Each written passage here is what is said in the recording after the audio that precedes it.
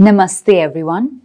In today's video, we're going to focus on Muni Patanjali's Yoga Sutra 1.35. In this Yoga Sutra, Muni Patanjali has explained to us yet another technique to move towards Chitta Prasadanam. So let's understand what this sutra is saying and then break it up word by word. So the sutra itself goes, Vishayavati va pravritti rutpanna manasthiti nibandhini. Alright, so now that we've heard the sutra, let's go word by word and break up all of the meanings now. So the first word over here, as you can see, is Vishaya, which means a subject or whatever the mind is focusing upon. And here Vishaya Vati is with reference to a feminine form of the word, which means full of. So a subject which is full of something, or the information about that subject. And the next word is Va. Va means and then we come to the next part, which is saying Pravritti. So Pravritti over here and then Utpanna is coming all together. So Pravritti in this case is talking about the tendency. Its actual meaning is just tendency. And Utpanna is talking about something that is getting created or fostered. And then the final compound word is Manasthiti Nibandhini. Now Mana means mind, Sthiti means state, and Nibandhini refers to bringing together or binding to one thing. So now when we put all these words together, what this sutra is trying to tell us is that in order to achieve Chitta Prasadanam, we have to focus on our subject and its entire, its whole entirety in such a way that we're able to create the tendency of that subject in our minds and keep our mind bound to that subject. So now what does this really mean and what is the sutra trying to say? The sutra is indicating that it is not enough sometimes to just focus on a subject. Sometimes you can also create the presence of that subject from within you. And to do this, you would need to engage a few of your senses internally, and then you would be able to create a subject so realistic that you can actually use it to focus inwards. And by being able to do that, your mind will stay focused and slowly move towards the experience of Chitta Prasadanam. So let's take a couple of examples here.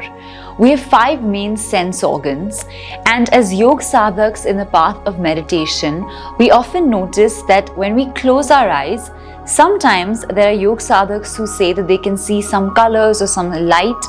And this usually happens because the sense organ of the eyes are no longer focusing outside, they've now shifted towards the inside.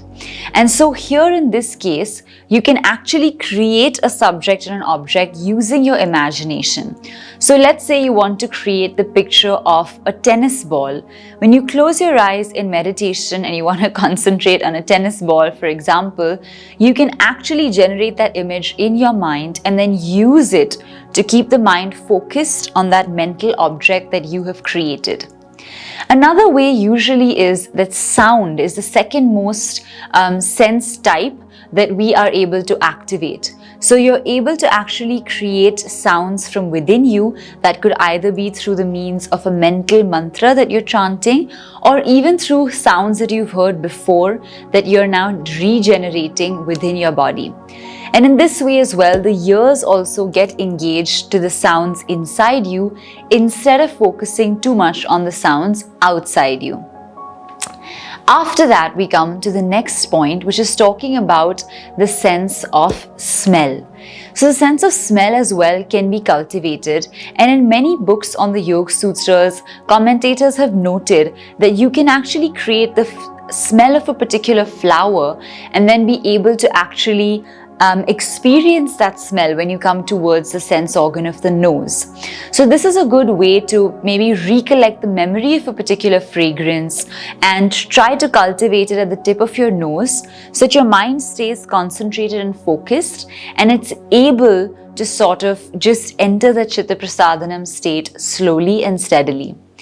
Then of course the other two are taste and touch, and these as well are sense organs that you can activate internally to give them a subject, but these are a little more hard to do because taste and touch is just a little bit more difficult to imagine or to fathom, whereas eyesight, hearing, and the olfactory or the sense organ of the nose is a little bit easier to kind of generate and move towards. So this is a little bit of information as to how we can generate subjects within us that will allow the mind to focus on them and stay inward. Otherwise, sometimes what happens is when you're just sitting, concentrating in meditation, sometimes we get a little distracted, especially if we're new to the practice. And therefore, after a few sessions of either focusing on Om or focusing on different objects and subjects, you can start to imagine and create those subjects within yourself so that the mind stays focused on that element and does not feel the need to keep venturing outside. And the more we do this, the more over time we can produce the effect of Chitta Prasadanam in our minds, which is a joyous state of being and the prasad for the Chitta. So I hope this has helped you to understand what this sutra is all about. It's talking about how you can create a subject full of something that your mind can focus on and that it has a tendency to stay focused on. So this is Sutra 1.35, just one of the many techniques that Muni Patanjali is suggesting for Chitta Prasadanam. In the upcoming sutras, we'll find out a little bit more about some more techniques that will help us to do this Chitta Prasadanam. So we hope that you will join us in the next video. If you found this video useful, please share it with your family and friends. Let us know in the comment section what you think and if there's a different way that you understand the sutra. And also, please do subscribe to our channel to keep supporting us and keep supporting the work that we do. We look forward now to seeing you in the next video. Until then, take care, keep practicing, and we'll see you very soon. Namaste.